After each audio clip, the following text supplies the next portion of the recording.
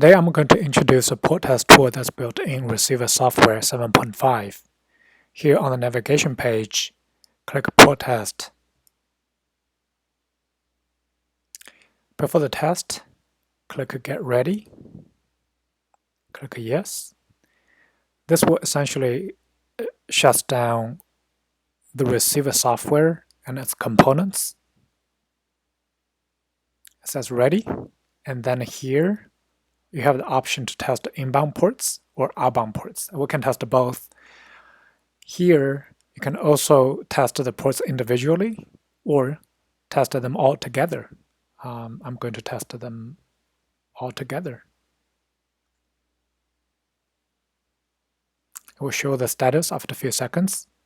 If they are blocked or the ports are not open, it may take longer to show the status because the tool will keep trying to test the ports until it fails.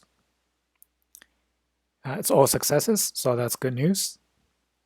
For outbound ports, list all the services, external services, and the URL, and also the port numbers. And here you also need to test them all. And this is going to be much quicker because it's outbound. Test all. And they're all successes. So nothing outbound is blocked. At last, you can test the NTP status.